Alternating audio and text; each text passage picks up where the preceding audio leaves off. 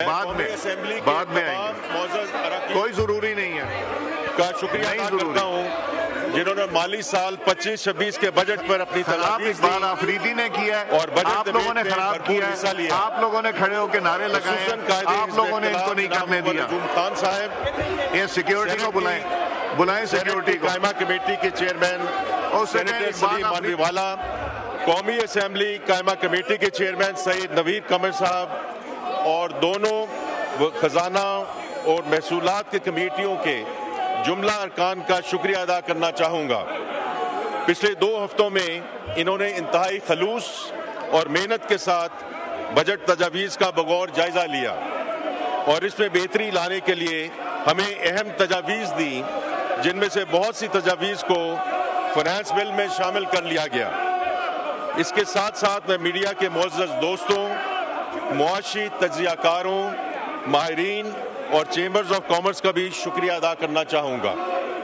جناب اسپیکر، میں وزیر اعظم محمد شہباز شریف کی قیادت میں اتحادی حکومت میں شامل تمام سیاسی جماعتوں کے قائدین، خصوصاً جناب میاں محمد نواز شریف صاحب، جناب بلاول بھٹو زرداری صاحب، جناب خالد مقبول صدیقی صاحب، جناب چودھری شجاعت حسین صاحب، جناب عبدالعلیم خان صاحب اور جناب خالد حسین مقصی صاحب کا انتہائی شکر گزار ہوں۔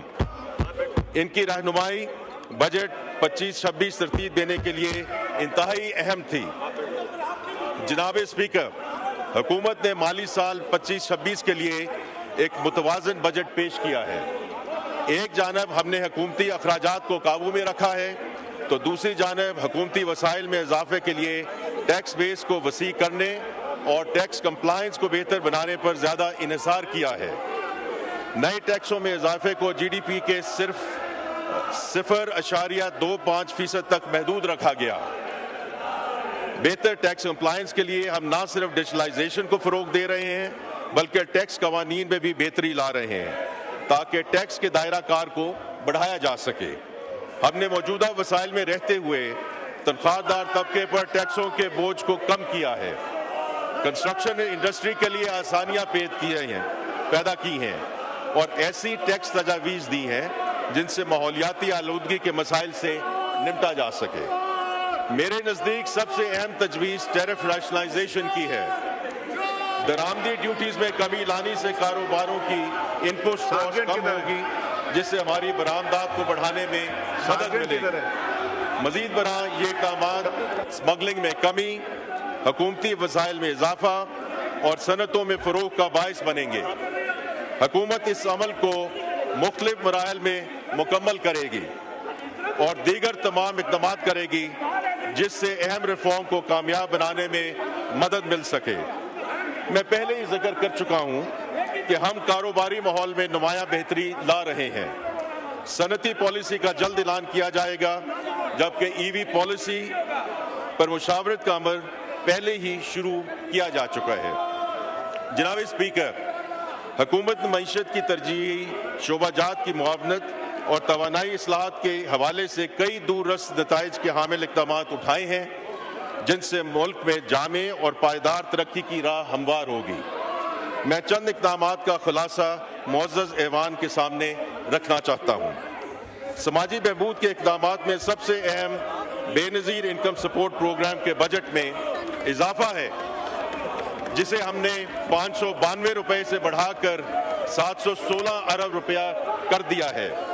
اس اقدام سے تقریباً 1 کروڑ خاندانوں کو مالی امداد فراہم کی جائے گی۔ اس کے ساتھ ساتھ حکومت کی پوری کوشش ہوگی کہ ان خاندانوں کے افراد کو سکلڈ ورکرز بنایا جائے، ان کو اپنی زندگیوں میں بڑی تبدیلی لانے، غربت کے چکر کو توڑنے اور معیشت میں اپنے کردار ادا کرنے کے قابل بنایا جا سکے۔ اس حوالے سے حکومت بے نظیر ہنر مند پروگرام کو مطلوبہ وسائل فراہم کرے گی۔ We will provide all support to this important initiative۔ اسی طرح حکومت برٹش ایشین ٹرسٹ کے اشتراک سے پاکستان کا پہلا سکلز امپیکٹ بانڈ متعارف کروانے جا رہی ہے، جو نتائج پر مبنی مالی معاونت کی نئی مثال بنے گا اور نوجوانوں کو مارکیٹ سے ہم آہنگ سکلز فراہم کرے گا۔ حکومت نے زرعی شعبہ کے فروغ اور چھوٹے کسانوں کی معاونت کے لیے बगैर जमानत और नकद बुनियादों पर कर्जे फराहम करने का फ्लैगशिप प्रोग्राम बनाया है, जिसके तहत 12.5 एकड़ तक के छोटे किसानों को 10 लाख रुपए तक के कर्जे डिजिटल जराए से दिए जाएंगे। इस कर्ज से मंजूर शुदा बीज, खाद, ज़रूरी अद्वियात और डीजल की अदायगी की जा सकेगी। इसके अलावा किसान को फसल और ज़िंदगी की बीमा सहूलियात भी फराहम की जाएंगी। इसके अलावा हुकूमत किसानों के लिए इलेक्ट्रॉनिक वेयर हाउस रसीद का निज़ाम वज़ा करने जा रही है, जिसके तहत अनाज को स्टोर करने में मदद मिलेगी, किसानों को अपनी फसल की बेहतर कीमत मिलेगी और मजमूई फूड सिक्योरिटी में इस्तेहकाम आएगा इंशाअल्लाह। हुकूमत अफोर्डेबल हाउसिंग फाइनेंसिंग के फ़रोग और पहली बार घर खरीदने या तामीर करने के ख्वाहिशमंद कम आमदनी वाले अफराद के लिए 20 साला कर्जा स्कीम मुतारफ कराने जा रही है। ख़वातीन की माली शमूलियत के लिए विमेन इंक्लूसिव फाइनेंस प्रोग्राम के तहत 1,93,000 से ज़ायद ख़वातीन को 14 अरब रुपए के कर्जे फराहम किए जा चुके हैं। अगले माली साल में एशियन डेवलपमेंट बैंक के ताउन से ख़वातीन को तकरीबन 14 अरब रुपए के मज़ीद कर्जे फराहम किए जाएंगे। जैसे कि अभी चेयरमैन बिलावल भुट्टो ज़रदारी साहब ने जिक्र किया, यही हमारी वज़ीर आज़म पाकिस्तान की तरफ से भी हिदायत है कि from a water storage perspective सिर्फ उन डैम्स को परस्यू किया जाएगा और हमें उसको एक्सेलरेट करना है जो ऑलरेडी मंजूर शुदा है। जनाब स्पीकर, अब मैं बजट तजावीज़ में की जाने वाली रिविजन्स के हवाले से चीदा निकात पेश करूंगा। तनख्वाह पर टैक्स, जैसा कि मैंने अपनी बजट तकरीर में वाज़ेह किया, हुकूमत तनख्वाहदार तबके पर टैक्स के बोझ से बखूबी आगाह है। दस्तयाब फिस्कल स्पेस में रहते हुए रिलीफ फराहम करने के लिए हुकूमत ने इब्तदाई तौर पर 32 लाख रुपए तक की आमदन की स्लैब पर टैक्स की शरह कम करने की तजवीज़ दी।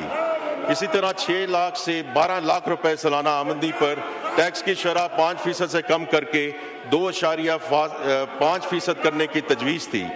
ताहम वज़ीर पाकिस्तान की हिदायत पर हुकूमत ने इस आमदन यानी 6 लाख से 12 लाख रुपए पर टैक्स की शरह मजीद कम करके सिर्फ 1% करने का फैसला किया है। इस इक़दाम से इस कैटेगरी में शामिल तनख्वाहदार अफराद को इजाफी रिलीफ मिलेगा और उनकी माली मुश्किलात में कमी आएगी। इसके अलावा मैं ये भी वाज़ेह करता चलूँ कि बजट तकरीर से शायद ये तासुर लिया गया कि पेंशन पर टैक्स आयद होने की वजह से कम्यूटेशन और ग्रेजुटी की रकम पर भी टैक्स आयद होगा, लेकिन ऐसा नहीं है। जो लोग सालाना 1 करोड़ रुपए से ज़ायद पेंशन वसूल करते हैं उन पर टैक्स आयद किया गया है, जबकि वज़ीर आज़म पाकिस्तान के खसूसी हिदायत पर 75 साल से ज़ायद उम्र वाले पेंशनर किसी भी किस्म के टैक्स से मुस्तस्ना हैं। दरामदशुदा सोलर पैनल्स पर टैक्स, इब्तदाई तौर पर सोलर आलात में 18% सेल्स टैक्स आयद किया गया था, जिसको अब कम करके 10% कर दिया गया है और इस टैक्स का इतलाक सिर्फ 46% दरामदी पुरजाजात पर होगा। इस तरह इंपोर्टेड सोलर पैनल्स की कीमत में सिर्फ 4.6% इजाफा होगा। हमें दरामदी सोलर पैनल्स पर मुजवजा GST के नफाज से कबल ही बाज़ एनआरसी की जानिब से नाजायज़ मुनाफाखोरी और ज़ख़ीरा अंदोज़ी की इतलात मिली हैं। मज़कूरा तजवीज़ के अमली नफाज से कबल ही इन मौका परस अनासर की जानिब से कीमतों में खुद साख्ता इजाफा करना काबिल मुज़म्मत है। जैसा कि मैंने सेनेट में कहा था, मैं इन अनासर को सख्ती से वार्न करता हूँ कि हुकूमत अवामी मफाद के लिए हर मुमकिन इक़दाम करेगी, किसी को भी अवामी इस्तेसाल की इजाज़त नहीं दी जाएगी और इन अनासर के खिलाफ कानून के मुताबिक सख्त तरीन कार्रवाई अमल में लाई जाएगी। जनाब स्पीकर, FBR को हासिल इख्तियारात, वज़ीर आज़म पाकिस्तान की खसूसी हिदायत पर टैक्स फ्रॉड के हवाले से FBR के मौजूदा इख्तियारात और फाइनेंस बिल के जरिए मुजव्वज़ा तब्दीलियों का एक मरतबा फिर बगौर जायजा लिया गया है, जिसके तहत टैक्स फ्रॉड की cognizable and non cognizable categories बना दी गई हैं। अब 5 करोड़ रुपए तक के केसेस में FBR बगैर अदालती वारंट गिरफ्तारी नहीं कर सकेगा। अलावा अज़ीं, गिरफ्तारी के लिए मंदरजा जेल में से किसी एक शर्त का पूरा होना भी जरूरी होगा। नंबर 1, 3 बार नोटिस के बावजूद मुल्ज़िम जानबूझकर इंक्वायरी का हिस्सा ना बने।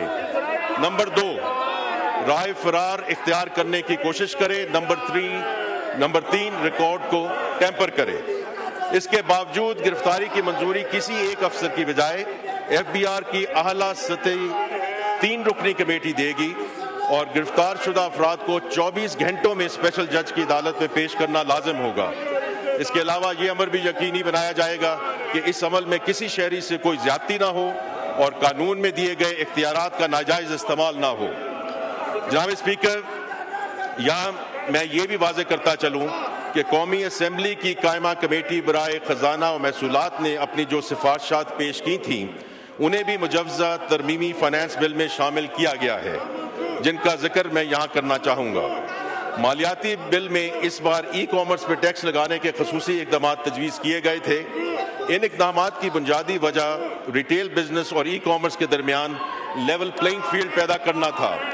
ताहम ई-कॉमर्स की मुआशी सरगर्मियों में अहमियत को देखते हुए ई-कॉमर्स सरगर्मियों में शामिल माइक्रो और स्मॉल बिजनेस को एक आसान निज़ाम पर मुंतकिल किया जा रहा है, जहाँ इन पर टैक्सों में इजाफे का इतलाक महदूद बुनियाद पर होगा।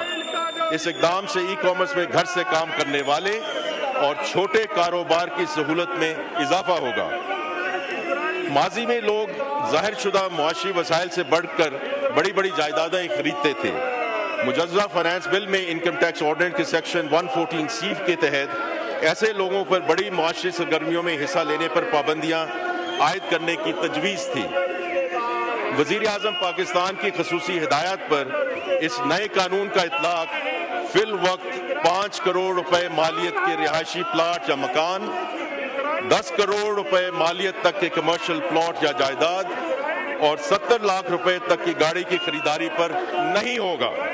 वफाकी हुकूमत को मुनासिब वक्त पर इन मालियाती हदूद में कमी बेशी करने का इख्तियार देने की तजवीज़ है। इस इक़दाम से मईशत को डॉक्यूमेंट करने में मदद मिलेगी।